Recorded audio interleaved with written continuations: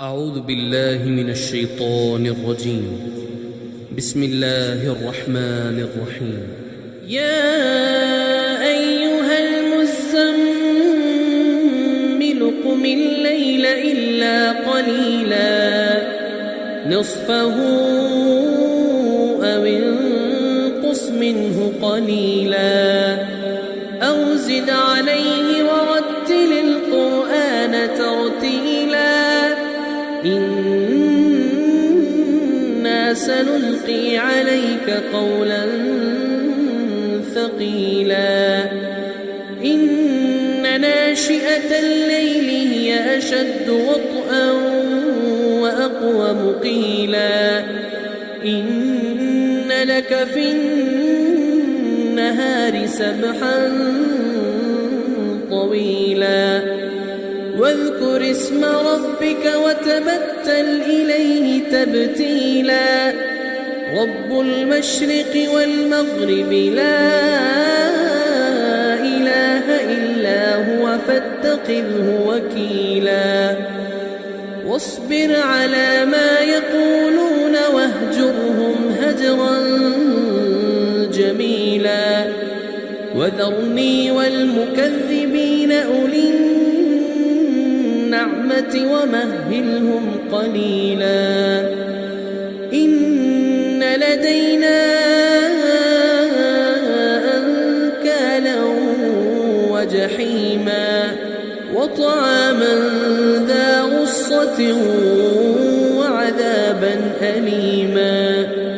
يوم ترجف الأرض والجبال وكانت الجبال كثيبا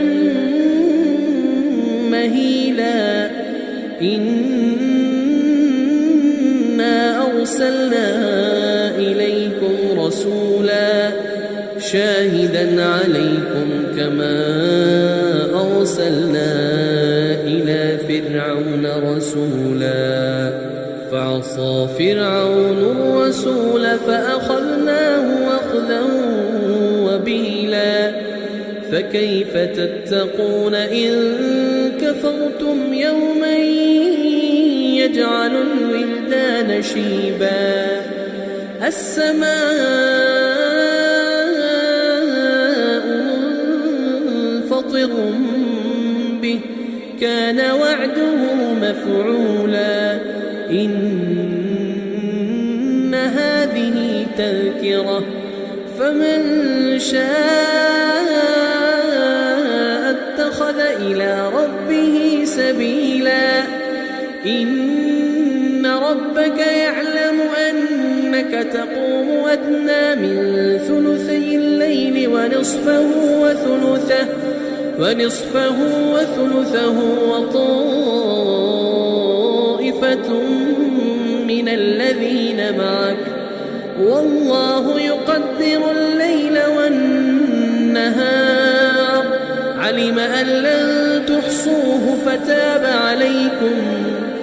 علم أن لن تحصوه فتاب عليكم فاقرؤوا ما تيسر من القرآن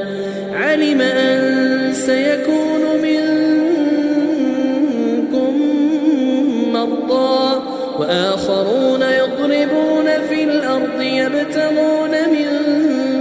فضل الله وآخرون يقاتلون في سبيل الله فاقرؤوا ما تيسر منه